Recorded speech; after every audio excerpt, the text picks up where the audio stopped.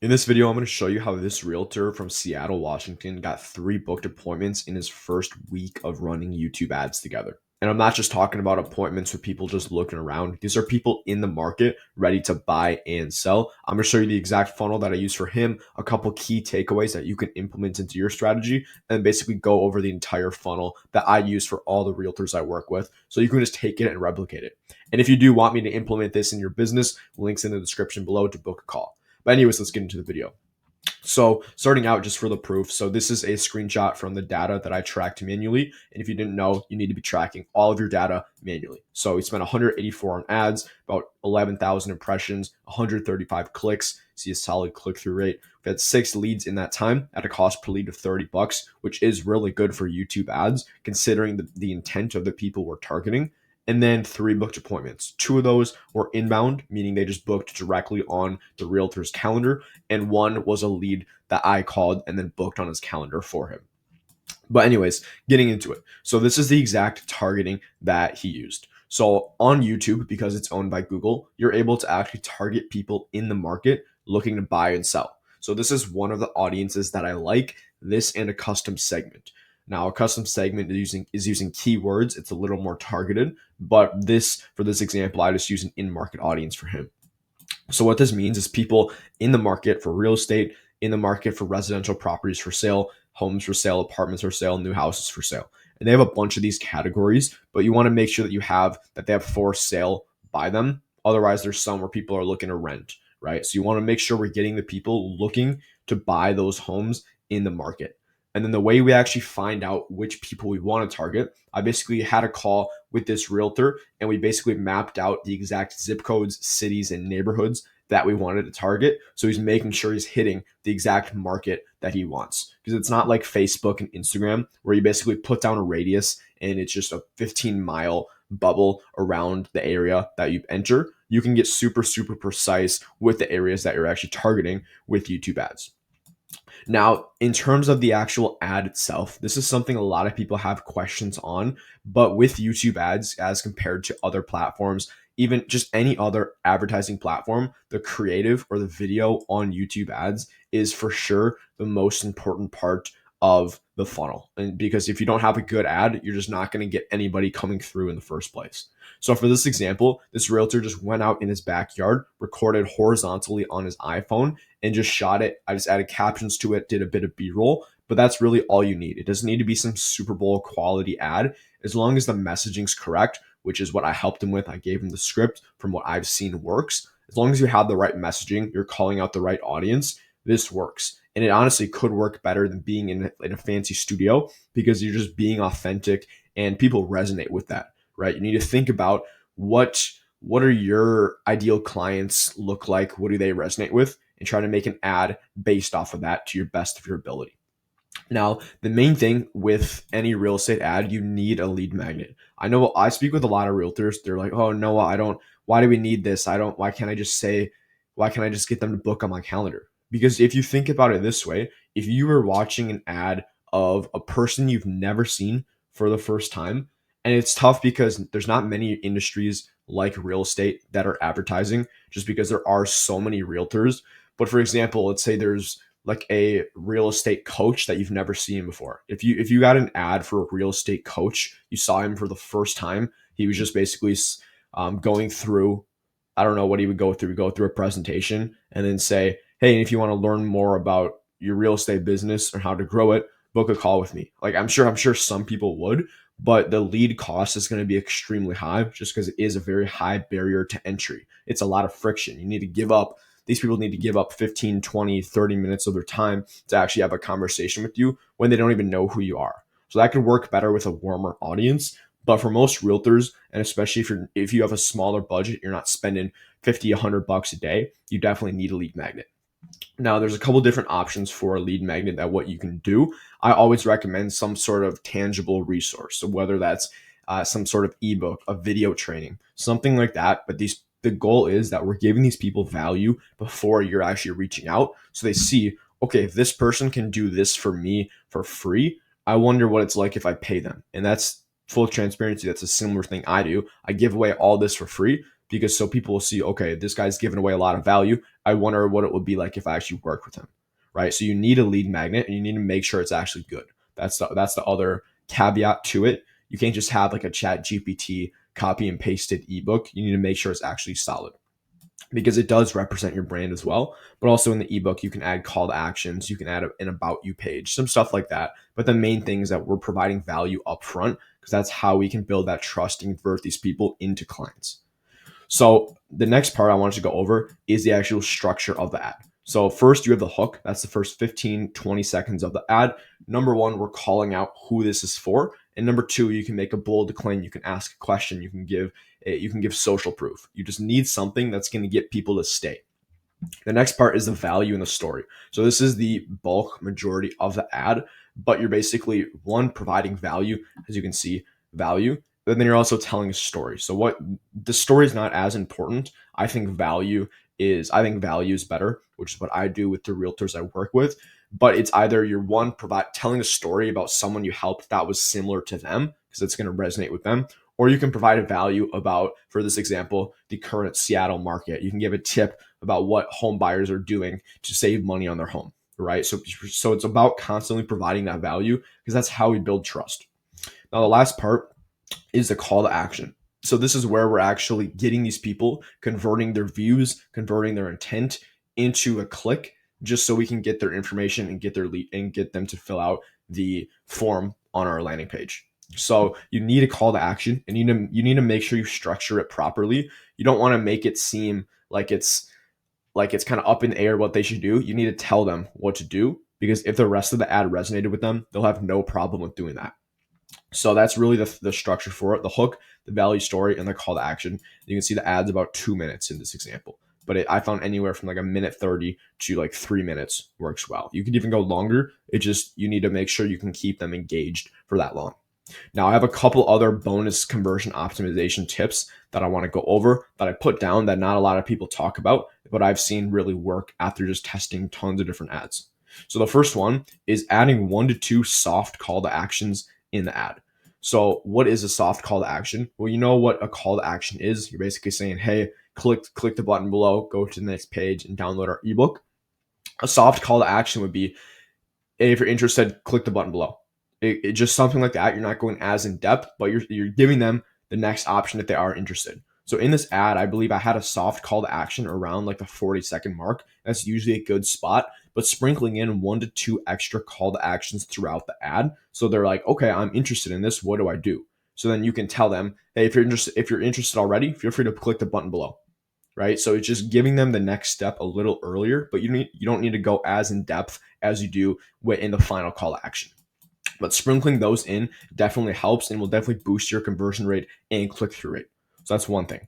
The next thing is using specific non-even numbers. So this is, some of you might think this is kind of weird, but the more specific numbers you can use in your ads, the more trust it's going to build.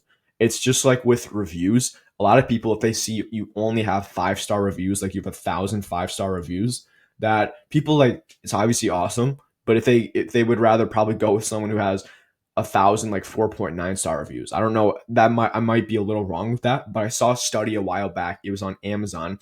It was like the products who had like a 4.7 review sold more than the ones who had only 5 stars. So it's kind of similar to this, just because people don't believe much anymore. So the more specific and the more specific and targeted you can get in terms of giving accurate data, the better.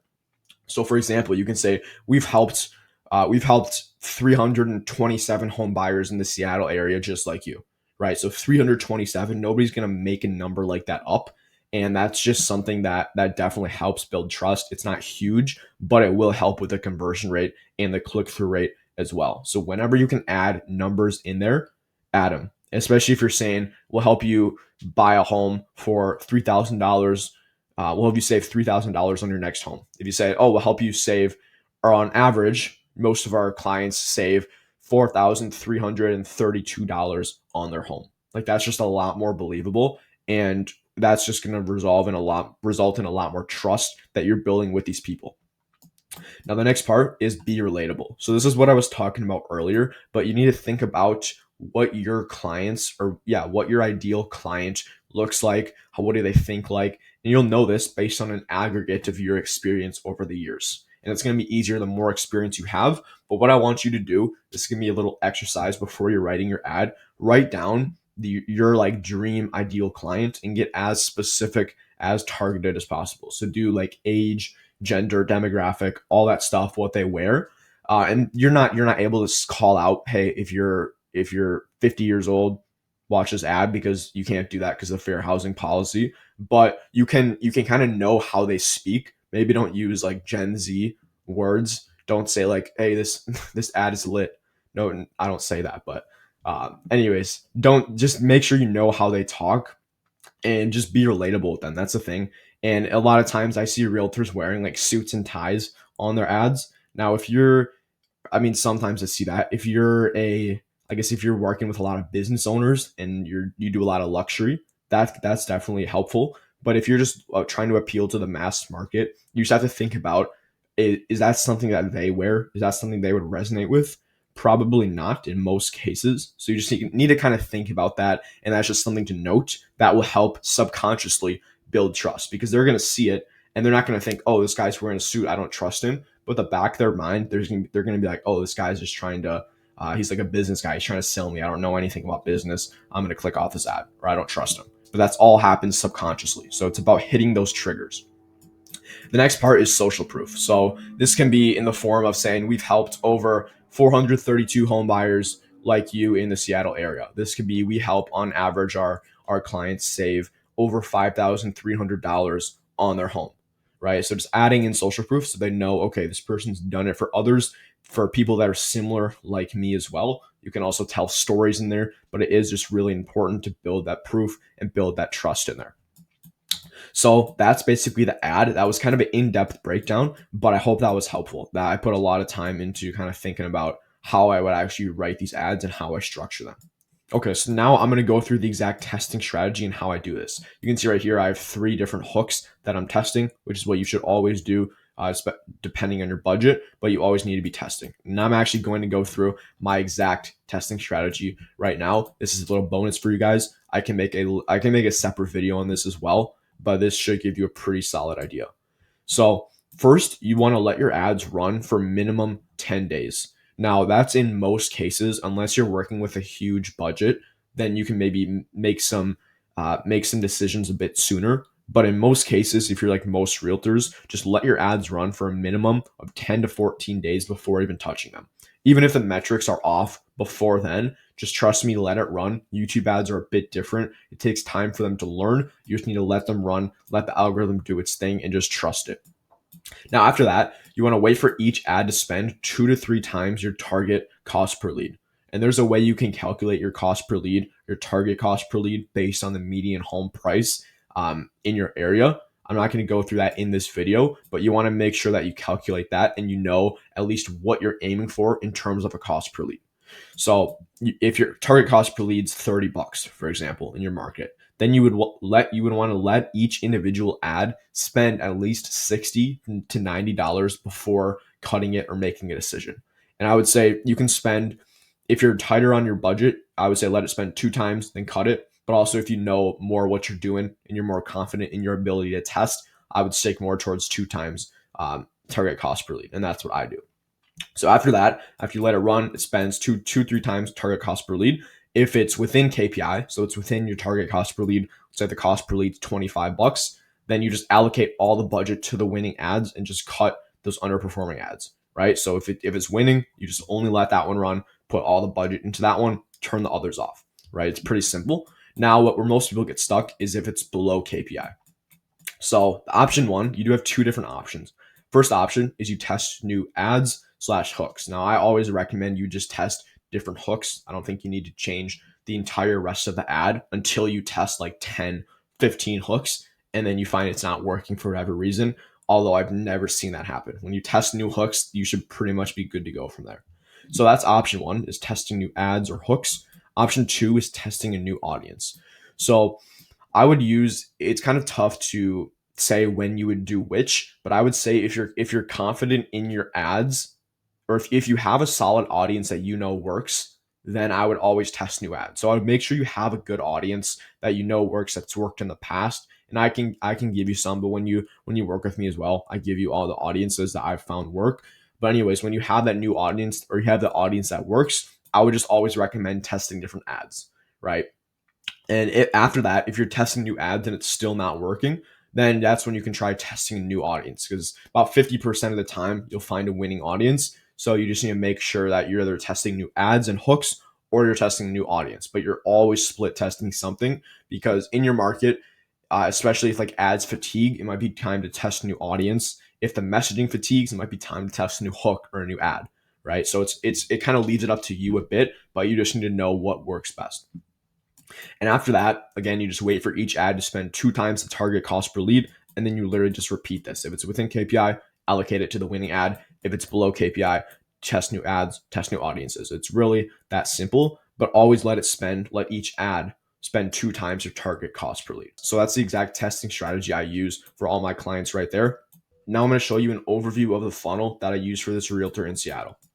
So really, I broke it down into 3 steps. The first part is the YouTube ads. So the main thing is we're only targeting people in the market. So either based off of keywords, we're targeting people in the market like I did for this realtor. And then from that, we're using a proven ad. We're targeting it to those people. We're testing different ads in your market. And then we're filtering out as many people as possible through the landing page and just through the messaging in the ad. So that's the goal, is just always quality over quantity. I would rather bring you 5 extremely serious people a month rather than 50 where you're having to sift through them and spend hours chasing people down. Now, the next part is lead pre-selling. So every new lead that comes in, you need to get these people as familiar with you as possible before you're actually reaching out.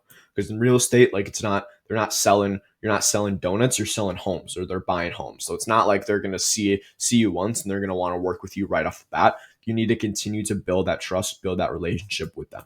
So on the back end, I use what I call a pre-sell video. Now it's basically a quick video. You're just introducing yourself, providing some value about buying a home in the Seattle market, for example. And then you can have a call to action at the end. Hey, if you're thinking about buying a home, you want to have a chat with me, feel free to book on my calendar below.